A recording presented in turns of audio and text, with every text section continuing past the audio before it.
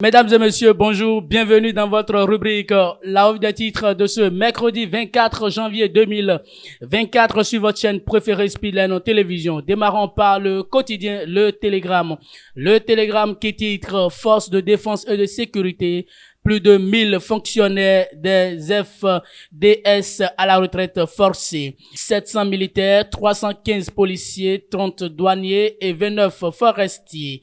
Écrit le quotidien à la page 6 de sa parution du jour. Toujours avec le même quotidien consultation des partis politiques, il n'y a pas de raison réelle pour que Talon invite le parti Les Démocrates. Ce qu'il faut retenir de la rencontre, Talon démocrate.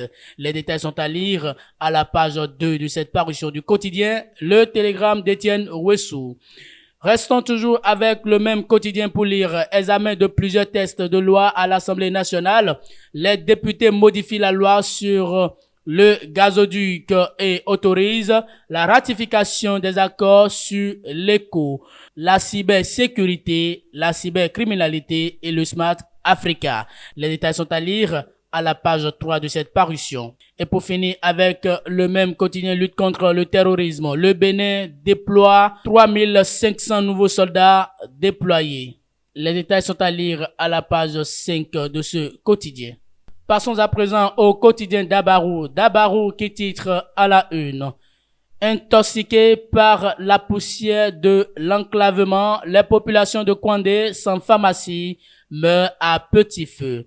Le silence du ministre Hunkpati qui encourage la consommation de faux médicaments. Les populations de la commune de Kouandé sont encore loin de finir avec leur longue liste de problèmes.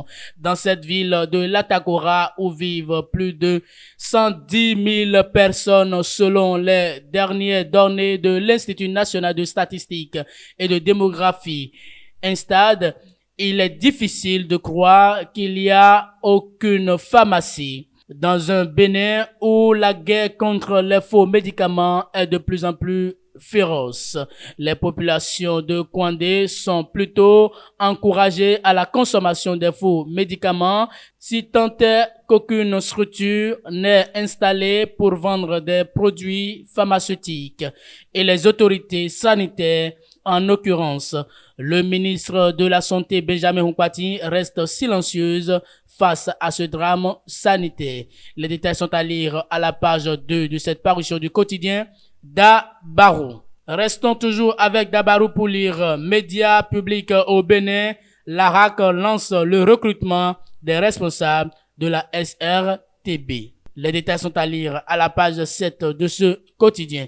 Et pour finir avec Dabarou, groupe C, CAN Côte d'Ivoire 2023, le Sénégal et le Cameroun se qualifient. Les détails sont à lire à la page 5 de ce quotidien. Mesdames et messieurs, et c'est tout pour ce numéro de votre rubrique La revue des titres de ce mercredi 24 janvier 2024 sur votre chaîne préférée Speedline Télévision.